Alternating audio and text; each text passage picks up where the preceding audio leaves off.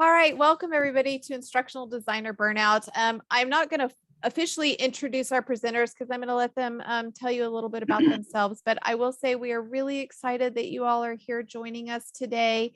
Hoping that after the session you feel rejuvenated and are ready to jump back in the mix in an exciting, happy way and move a little bit further past the burnout that you may have been feeling along the way.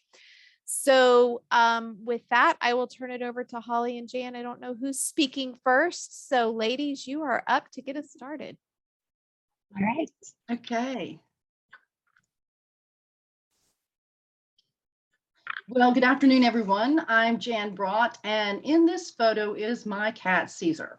He helps me work.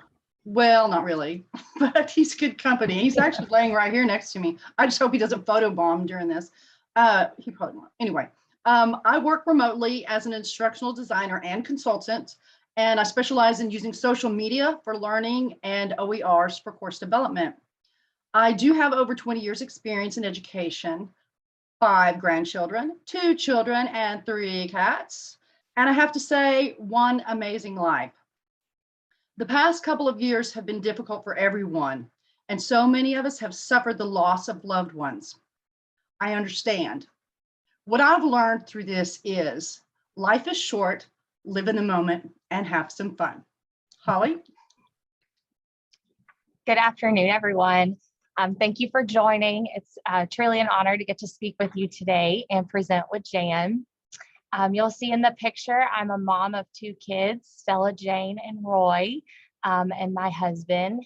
So a family of 4, but we do have 3 dogs and 2 cats that keep us busy.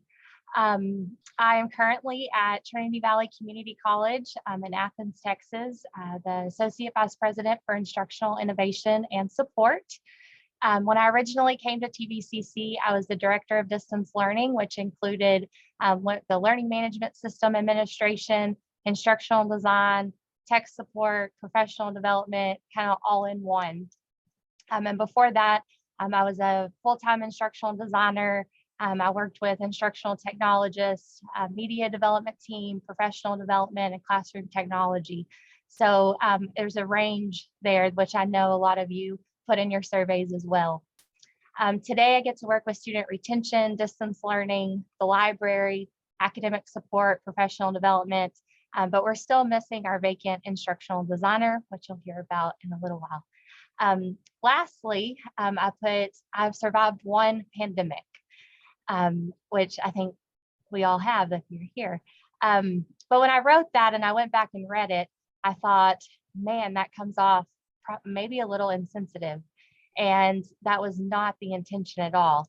I think we need to definitely reflect and honor those that have felt loss and experienced loss. But we also have to embrace what we've done, and we have to celebrate after we've reflected and embraced that. And so that leads us to our first breakout session. In the idea of celebrating what we've all overcome since 2020, the long spring break of 2020. When we came back to TxDLA this year, it was so refreshing to get to see people and give people a hug that we haven't seen in years. And but most importantly, get to hear that they're feeling the same way that we've been feeling. So we want to give you a moment here in a breakout room to hopefully have that same experience and celebrate each other, hear someone else's emotion and get to know that you haven't been alone and you're not alone. But most importantly, celebrate with each other what you've accomplished since 2020. So look for your breakout room, and we'll give you about a minute and a half to say hello and again, celebrate each other and say hello. Here we go. All rooms are open.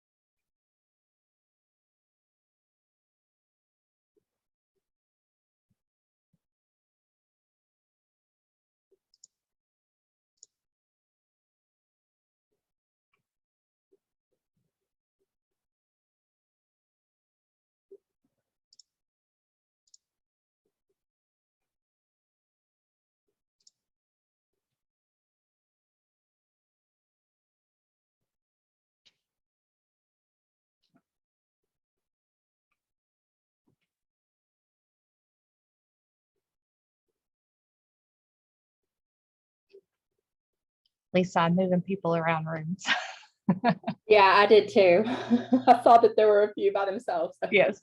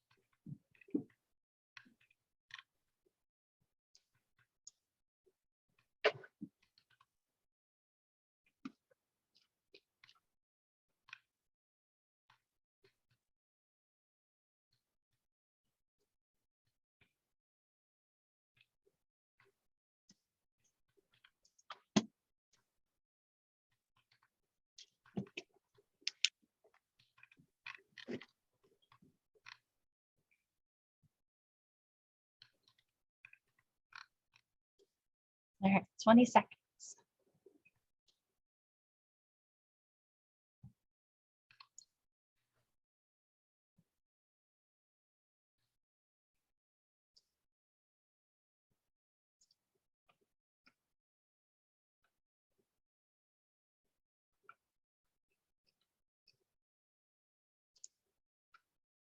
Is being recorded.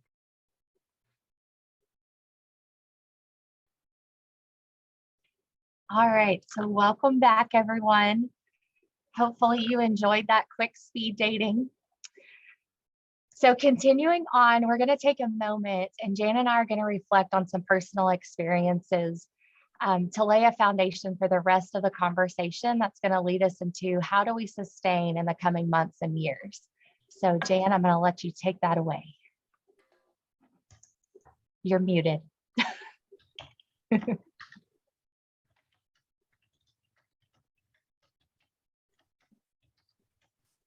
Okay, I figured out how to find the mute button. Okay. Well, first I wanted to share some of the survey. We sent a survey out. We had 17 respondents, and I just wanted to give a little overview of some of those responses. We had approximately 74% work in higher ed, 24 K-12, 6% military, and 6% other. For the question, what is your primary job functions? 41% are IDs, followed by 35 other, and listed faculty developer, distance learning specialist, e-learning developer, and instructional designer, which shows we may have different titles, but we often perform similar functions, including faculty development, supporting faculty with course design, and LMS support, course review, developing and delivering training. So it's no wonder we are all experiencing burnout. Holley? Yeah, so, when you do so many different things in one role, and I still feel like I'm doing that. When you have to be the instructional designer, plus the LMS administrator, plus figure out all the professional development for either all the faculty or potentially all the college. It's a lot. Jan made it when we were talking and planning, she made a comment about it's a dance. And I just connected to that so much because one, I love to dance and she couldn't have been more right. So in thinking about dancing, when Corey and I will go out dancing, he leads. And he lets me know, hey, we're about to fall off the dance floor, or hey, you're going to run into another couple or something. And that's exactly what you do in your role, whether it's just as an instructional designer working one-on-one with faculty or a group of faculty, or if you're in another capacity with professional development or the learning management system, but you're letting faculty know, here's where a student could struggle, here's where they could fall off in the course. And here's an idea or multiple ideas to get them back in the course and make sure they don't get lost or not successfully complete. You give them these ideas about, have you thought about doing it this way? Have you, this is your learning objective. Maybe we need to get back to the learning objectives. And those, when you can really see those working relationships that work so good together. It's like two people dancing that you're like, man, they really know how to dance, because it's a beautiful process, but it takes a lot to lead. And as an instructional designer, you have been leading so many people since 2020, because the masses just came due to COVID. And so it's taken a lot out of you. It's taken a lot out of all of us. But the dance can be beautiful. So, and Jan has an approach there as well, in reference to the dance. Yeah, it is like a dance, and designers are the change makers. We need to be in step with the people we are serving. For example, with me, I am a very task-oriented person. I have a very task-oriented work style, but not everybody's that way. So I have had to take a step back and realize the dance for me is understanding that some, other people have different approaches. So I need to be aware of that, and adjust my dance to a variety of work styles. So now let's talk a little bit about work location. In the survey, almost 59% of instructional designers work on campus or their organization's location. About 35% work remotely, and 29% work in a hybrid situation, both on-site and remotely. I think most K-12 and higher ed both have been leaning more toward going back to campus, especially after essentially being forced to work remotely during the pandemic.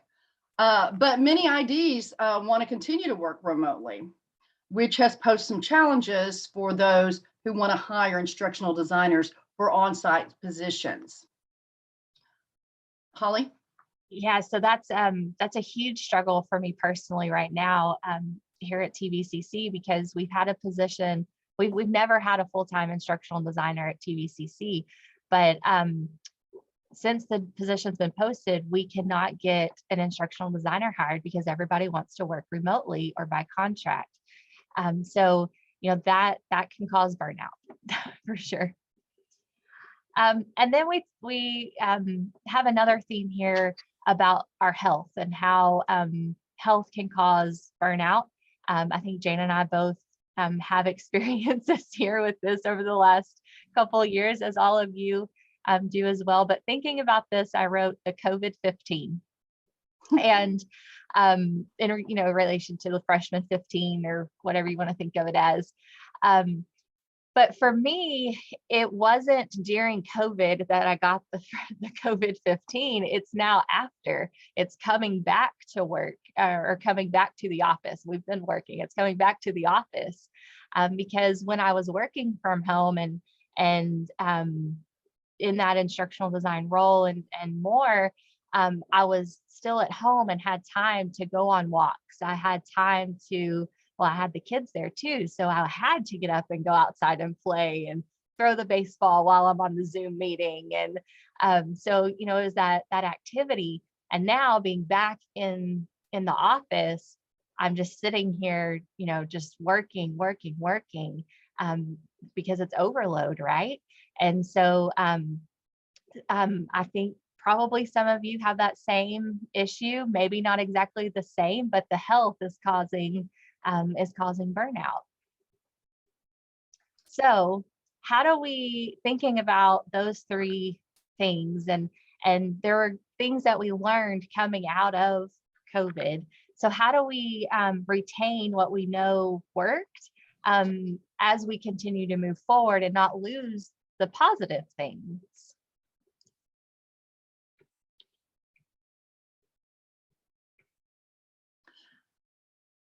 Okay, let's consider this quote. It is important to acknowledge that there is a difference between well-planned and developed online courses or distance education programs and the eclectic methods cobbled together hurriedly to meet the urgent demands of the situation. Nevertheless, the lessons learned from the experience should not be discarded.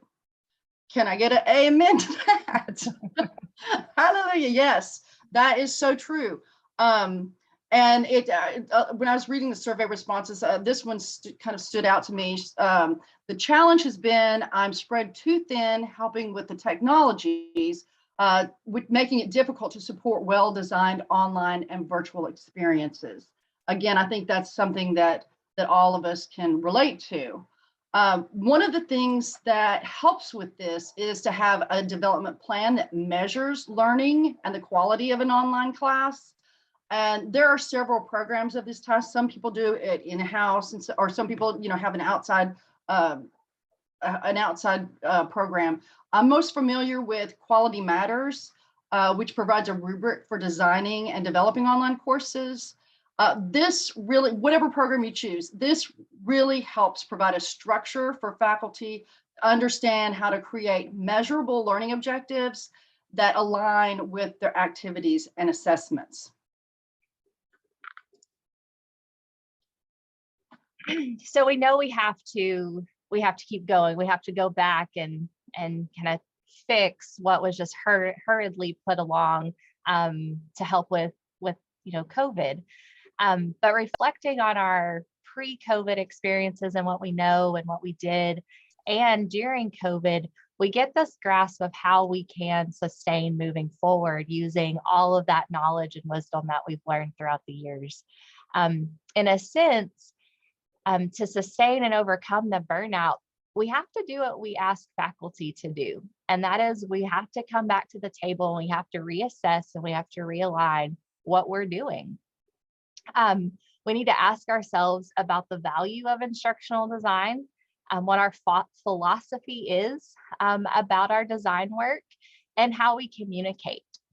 So I don't think anybody could argue that now that we've come out of COVID, or almost post-COVID, that people don't know the value of instructional designers. I say this all the time, that when I'm working with faculty, it's not convincing them to do something now, it's them saying, how do I do it right? How do I make it better? But there's just so many. So the value is there and the value is recognized, but we have to continue bringing the resources and the awareness of what the needs are for the students and for the faculty and for ourselves. When we're talking about refocusing on our design, really looking at our time management of how to go back and improve all these courses and have larger workloads. And then communication. So in my experiences, we have the ear of our colleagues, whether it's university, if you're in an industry or at a college, you have their ear, and we've been seen. So now we have to keep it. So this now brings us to where we're going to use the chat in Zoom. So find your chat box. And so we want to ask you a couple of questions. In thinking about the value and refocusing design and communication, and really just reassessing and realigning our work, we have to know, why are we instructional designers? What is the purpose that we're serving? Why did we get into this field? What's our objective?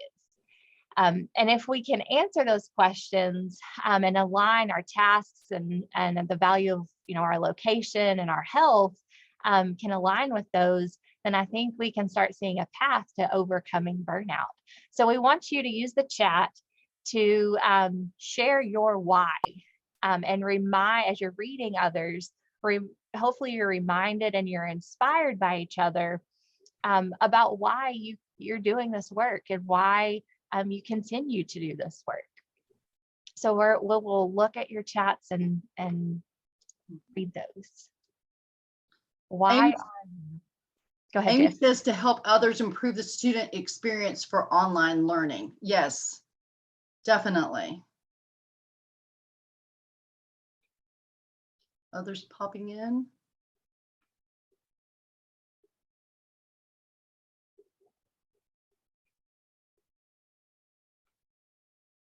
Well, while others are popping in. Oh, well, here we go. I was gonna. Holley, do you want to take this one?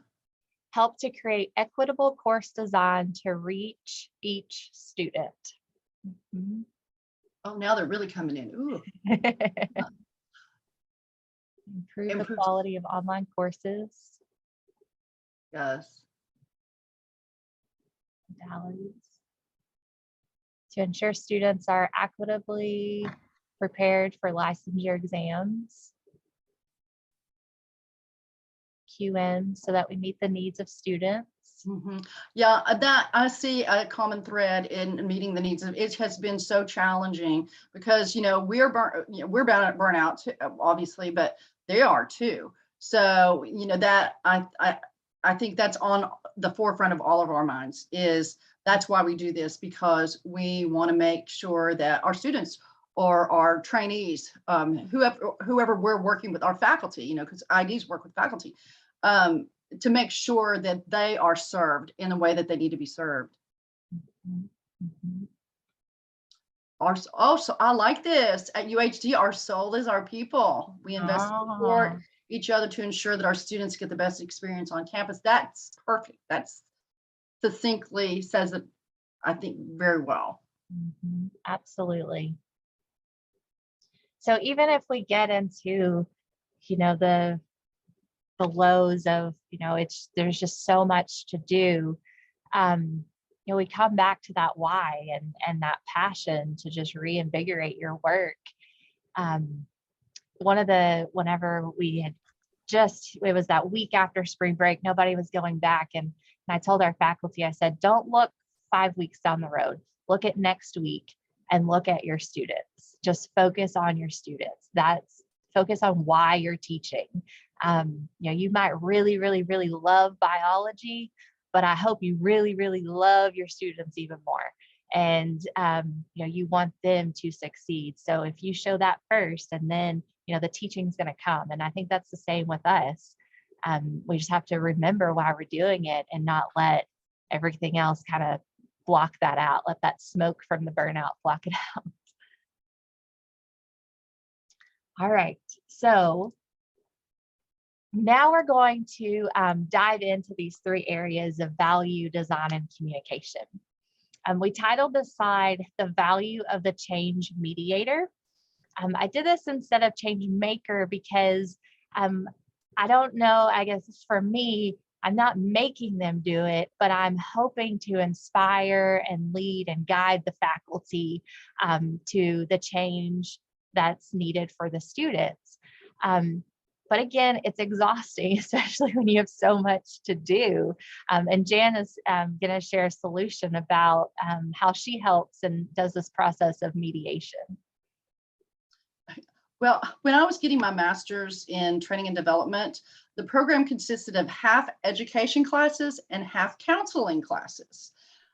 Upon graduation and entering the workforce, I learned why. Technology can be anxiety producing for many people, and sometimes they may need to vent about an issue they're having, or maybe they're just having a bad day. So I just started using what I call the 10-minute option when meeting with a faculty member. For the first 10 minutes of a 1-hour meeting, I would just ask, how are you doing? And this would give them time to vent about whatever they may be struggling with. And it also showed I was interested in them as a person. Then after about 10 minutes, I would begin to segue the conversation to focus more on the goals of the meeting. But this seemed to work really well for mediating the anxieties associated with change. It's almost like riding a roller coaster with somebody. You see their emotions, and it's not just the work itself, but you have to help them deal with their emotions. And so having that relationship and having that opportunity, Jan, to build those relationships can help you, be that leader in that relationship. Who is wanted? So sometimes if the people that are present at the table don't fully understand our role as an instructional designer, it can be frustrating. I think it could cause some burnout. So we want to make sure that we assess and determine what is the role that's needed at the table, or what they expect at the table. So we put on here instructional designer or instructional technologist. When Jane and I were defining this, we were looking at the instructional technologist is that troubleshooting, working with classroom technology or whatever learning management system you're using, the technology there.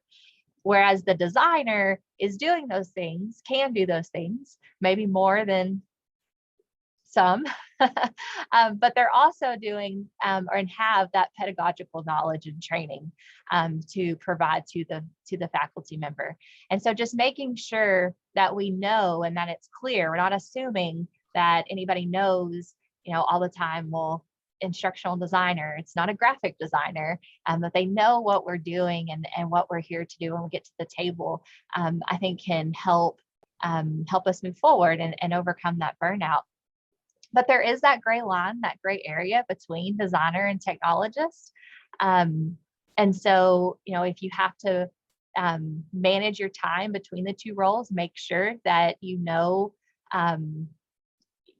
which time you're doing which role. If, okay, I'm going to work on this time, but on this time I'm going to be the instructional designer. I'm not going to worry about just the troubleshooting or whatever multiple roles you have. And I think, Jan, you shared some of the survey data about most people on this call have so many different roles. Right. So just making sure you delineate which role you're working in. Mm-hmm. Yeah, I know. Earlier I shared people mentioned faculty development, supporting faculty with course design, LMS support, et cetera, et cetera. So yes, delineation is important.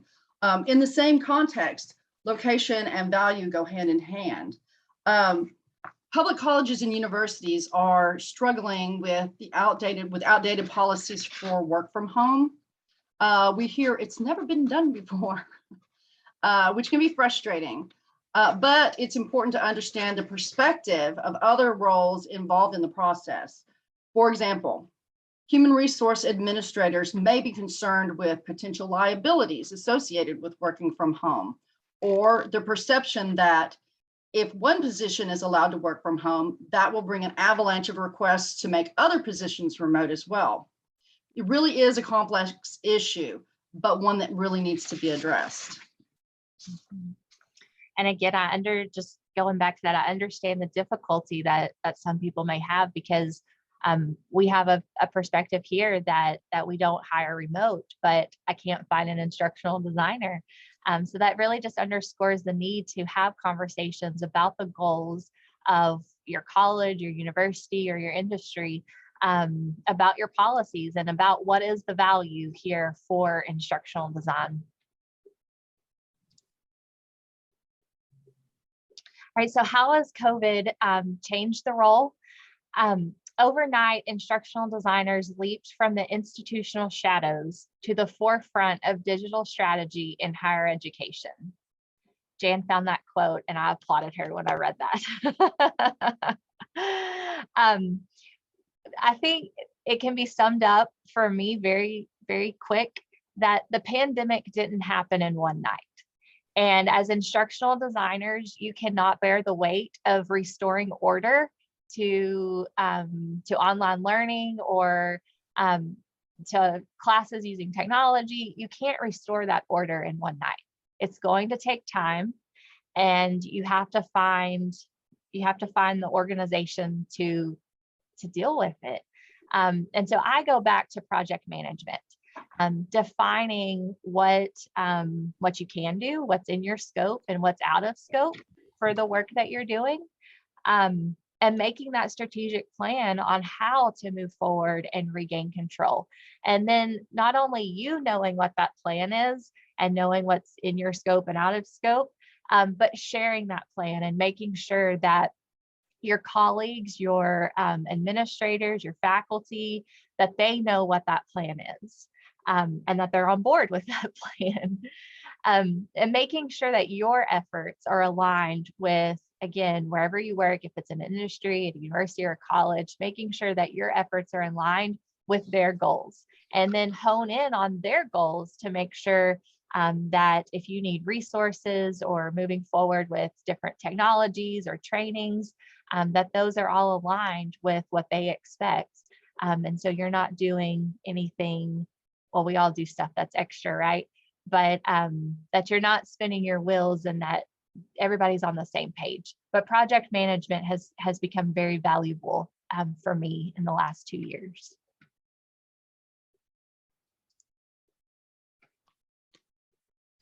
So I want to mention this quote from Peter Drucker. Some of you may be familiar with him. He was a management consultant who coined the term knowledge worker. But did you also know he was involved with the SMART objectives, you know, the SMART acronym, using measurable learning or performance goals. But he said the most important thing in communication is hearing what isn't said. Now we know the importance of body language and vocal variation in the communication process. So using Zoom meetings added a whole nother level of complexity for communication. We've had to learn how to better tune into faculty or whoever we serve to interpret the needs that they have and to foster communication with a variety of academic services for support. Yeah, so in thinking about communication, we've listed 3 areas here that we felt can help with communication, but not assuming that, you know, that we can't assume that people know, right?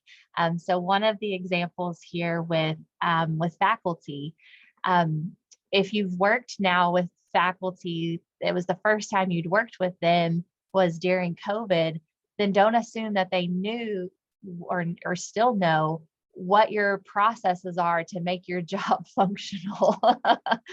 So go back and make sure that people know what your process is. Is it quality matters? And what does that process actually look like? What are the expectations? And don't make assumptions that people know that they know that process to work with you. With administration, you know, if you need or don't have a committee, I know people hate committees. We've taken a new approach at our college with committees, and it's become more of this task force oriented and kind of realigned. But it's allowing us to make sure that people know what's going on in every area.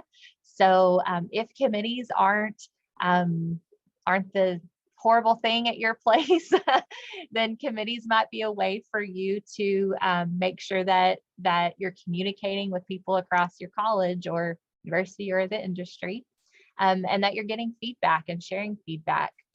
Another example, just to kind of manage the amount of people so like for me, we don't have an instructional designer. So to manage all of the faculty, I've started using roundtables where now instead of just focusing one-on-one, I can see, okay, there's 5 faculty here that are really interested in OER. So let's bring them to the table together.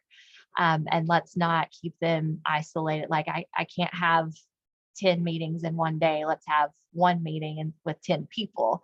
And it's become very, very beneficial. And the faculty are just as knowledgeable and have just as much experience with their teaching experience that they can share with each other. So finding innovative ways to try and connect with everybody in academics. Yeah, and the next thing we're going to look at is identifying the lines of support. In particular, we're going to look at the IT help desk. Often it's a gray area between like e-learning and IT help desk responsibilities. This can even be more challenging since e-learning can actually be part of IT, or they can be in academic fairs or the library. You know, we're kind of all over the place. So it's important to have conversations to identify who is responsible for what. So we're not passing someone back and forth between offices, you know, who need help. To do this, we really need to be proactive to avoid frustration for you and the IT help desk, and most especially the faculty and students we serve. So lastly, let's talk about communication and health.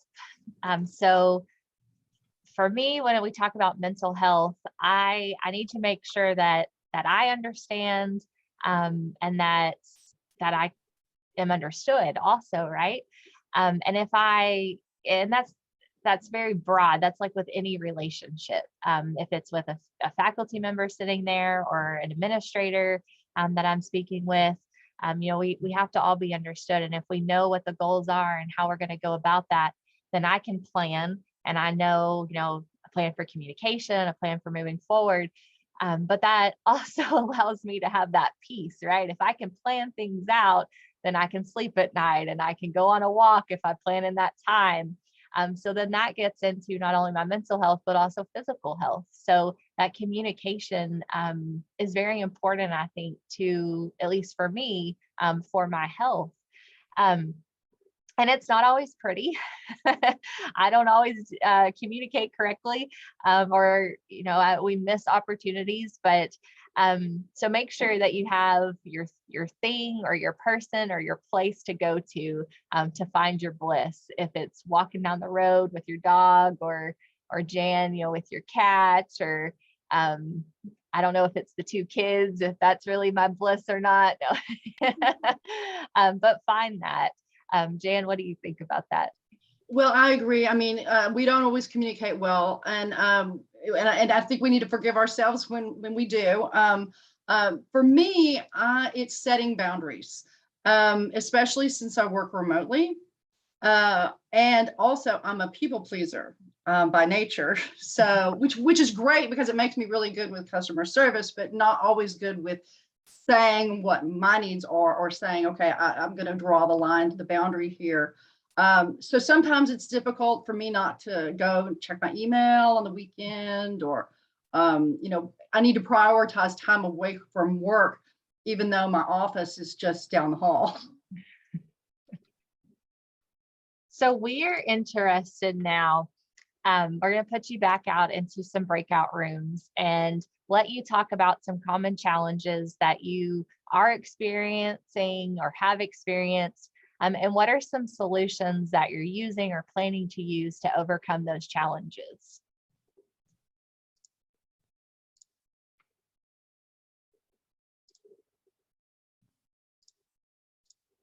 Okay, all rooms are open.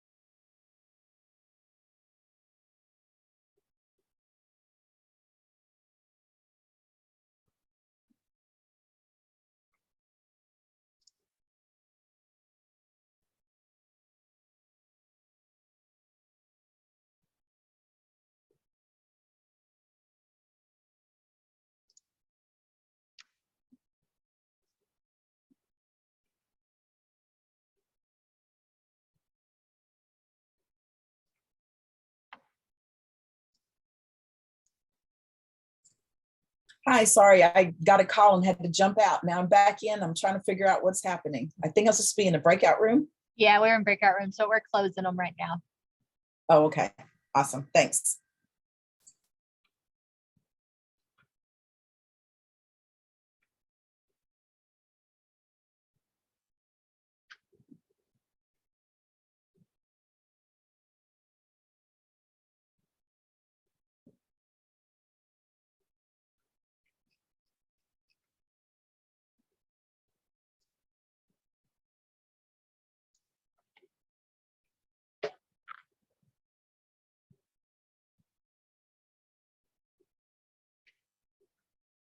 Meeting is being recorded.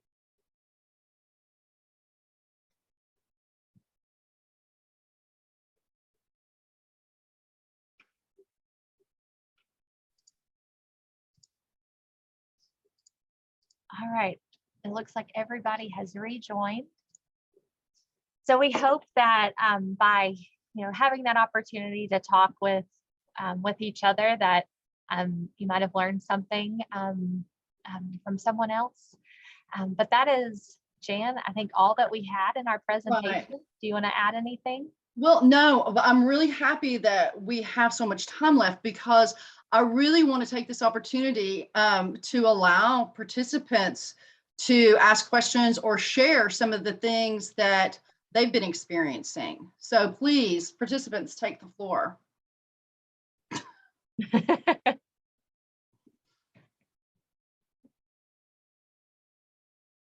You can either do it, you can ask, can you ask to be, I guess we could, how do you ask to be unmuted?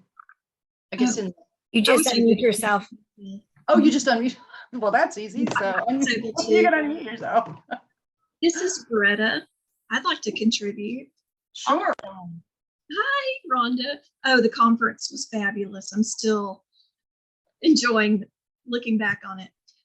Thank you so much of all for having this webinar, because we are all stressed, but a lot of us are the only ones at our university or in our department that do what we do. So I was able to talk with Amy Gates, and and we shared, and it just felt good to be able to communicate with someone else who experiences and understands the amount of work that's involved. So bravo, that it really helps. Where I am, I wear all the hats, even though I was hired to do one specific task, because I'm a technology person, I'm a graphic design person, I'm a video person. Now they want me to wear all those hats as well. And it was unpopular when I said, whoa, hold on. I can't do it all, and I won't do it all. It made me very unpopular, but I had to do it for myself. And so now it's a matter of their priority is on the instructional design. Let me get the classes ready for the first day of class. And then as time permits, I take on the other responsibilities. Good. Yes, Thanks you for are not sharing that. alone. Right. And that boundaries are important. You got to know. Yeah. And say what they are. Thanks. Thanks so much, Greta. Anyone else would like to share or questions? These people, everyone here is all your support, y'all. So take a look around. TxDLA is your support. Hi, can you hear me okay? Yeah, Rachel, go ahead. So I'll just share what I discussed with my person that I apologize, I can't remember her name from our last little breakout session.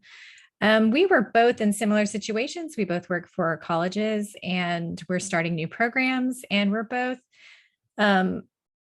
looking toward meeting accreditation requirements with fully online courses and trying to meet the lecture requirements without having faculty in place that are there who can record videos that we can upload.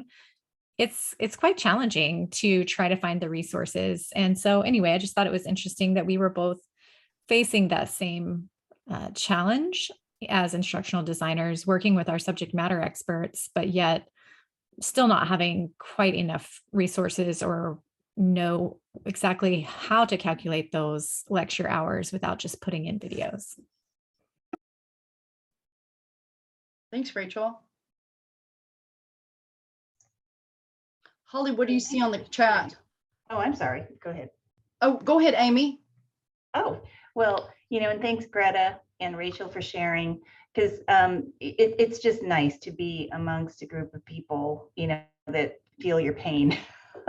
And I think a lot of times what we've experienced is, it's the top down. They don't provide the why behind what we're doing. So sometimes what happens is, right now I'm drowning in course reviews. So, we do a lot of online reviews to get them online teaching certified. With some instructors, as I was telling Greta, sometimes they have no intention of ever, teaching online or teaching a hybrid type scenario, but thinking that remote teaching is online teaching. So again, it's the vocabulary. And so just because you teach synchronously and you teach via Zoom, they'll go, oh, well, all I have to do is lecture and, here's the homework. So again, the pedagogy and andragogy behind that is missing. And then when you are looking at a course, they're, floored, like, well, why are you telling me all of this? So that's what we're experiencing. It's almost like you have to go back to, we're not doing this right now in the realm of instructional design, but with our data. And we're going back and we're writing just definitions so that everybody knows what the definition of this data set is. So it's almost like that, going back and going, okay, what is the definition for this type of learning and what does it need? And while that will take away the time that we need to actually do course reviews and work with faculty, that might, in the long run, save us time and save frustration. Yes, most definitely. Thank you. So on the chat, we have make sure your pay matches what you are doing. Yes, I know. Yes, I feel so much better knowing others are dealing with the same challenges. Amy, would the university consider contracting individuals to help with QM reviews? That's a good question. I think we had some budget cuts. So yeah, I mean, that's something that we would have to consider. And then we have to remember that professors were not trained as teachers. Most of them, they are experts in their field. Mm-hmm. And for me, sometimes it's our supervisors that don't fully understand the work. So I don't think she would mind me sharing this, but so my vice president, I actually took, and I said, you know what, let me review your class, because we still get to teach one class. And so by taking the time to review her class, which was extremely scary, right? You're telling your boss, here's what here's some considerations. But then she understood and knew then what I was going to be providing to the faculty. And she also knew how much time that would take, which also followed in with, okay, I need a full-time instructional designer. So. Well, I always kind of, especially now, go back to this idea that we've always had, which is that kind of that iterative approach, and don't throw every single thing at the faculty member of all the things that they could do and stuff like that. It's like, okay, let's get them into it. Let's get them comfortable, especially if they've never done it or they're coming out of a bad experience that they might have had the past 2 years, and figure out, okay, let's reverse that. Okay, let's take a step back and let's see what was successful.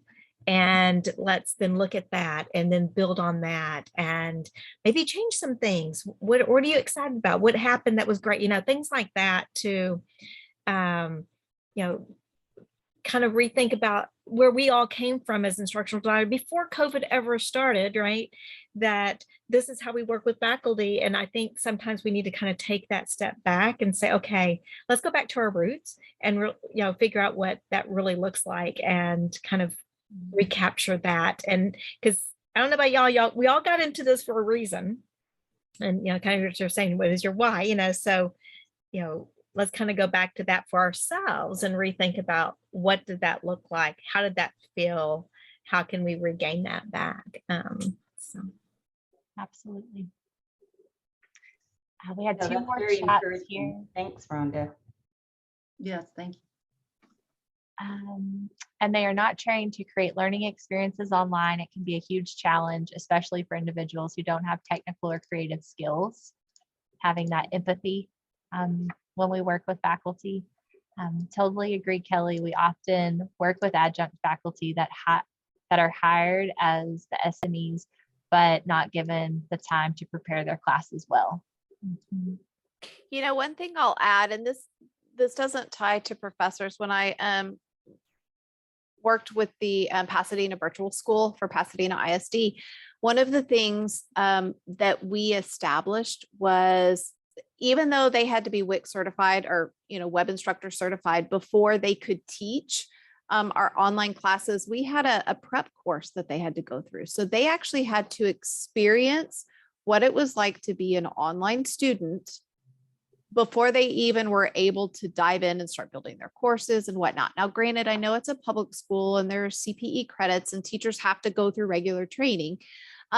But in my dream world, professors would have to do a little bit of a class experience before they could teach online. Now, COVID threw everything in a mix, and my dream world could never happen. But somehow making sure they understand what it's like to be a student and how their classes, how they set up their classes really do impact the students. Again, that's a dream world. yeah, it's funny, Shane, that you mentioned that some faculty struggle with the student experience, but they're expecting the students to experience, to be fine and be able to work through it. And so I think it's important, even if they are struggling with that student experience, why are they struggling with it? And how can they make sure that their class is one that students may not be able to struggle with, or if they do, how can they help them through it? So I think it's a great experience, actually. Well, one of the things that I just thought of as we're conversing is one of the challenges students had was internet connectivity. Some of them didn't have really good internet connection. So, my question to y'all was how or did that impact the instructional design for y'all? Well, I know for us, we had all the sister colleges had hotspots that they provided to their students. So those that did not have internet connectivity could go to a place. Of course, it's not convenient, they'd have to work in their car or do something. But we also had a laptop loaner program as well. So in case they did not have the technology, that was there for them as well. So hotspots and the equipment were provided, but still, again, it still provides a big, still a barrier. So what if they don't have a car, to get to the hotspot? That would be problematic. Yeah. I was wondering, again, back in my Pasadena days, we did a rollout to students of devices, and this was 12 years ago. We had partnered with some of the fast food restaurants in the local areas in the community that did provide Wi-Fi, and we would partner with them to make sure that even though our students may not buy food there, or they may not, whatever, they could still access the Wi-Fi and be present in those places. It worked out really well, and it was kind of neat because it wasn't just a library or a fast food place or whatever. It was places that you might not expect, right? And it was really neat to be able to have those kinds of partnerships. Granted, the protections were not in place, like they would be in the school district. But I wonder if some of our restaurants and places like that would be willing to do things like that for our college students too. Like just, like I'll use Starbucks as an example. You don't have to buy a coffee or whatever if you go in there. I wonder who would partner to help. Just kind of publicly say, hey, we're here. We have an open Wi-Fi. Please come use this if you need it.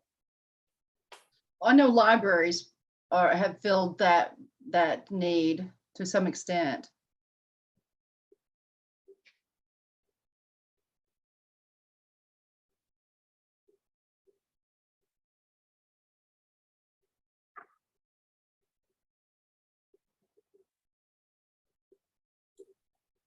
I will say we have about 4 minutes left in our chat. Yeah. Jan, Holley, any last parting words of wisdom or inspiration for us? Hang in there. Yeah. Hang in there. Know there's other people. Sometimes it's enough to know someone else understands you and you can talk to and get help from. And they're all here. So and beyond in TxDLA. So thanks for allowing us to do this. Yes, thank you. Thank you. Well, thank y'all. This has been great. And I loved also the breakout rooms to be able to get to know some people that I didn't know before. So thank y'all so much for doing this for us. My Just pleasure. a reminder, this was recorded. So for those of you who would like to go back and see it later, we'll be getting those recordings out and posted soon for you guys to go back and re-listen. Yes, join the community, pay attention to some of the different other professional development sessions.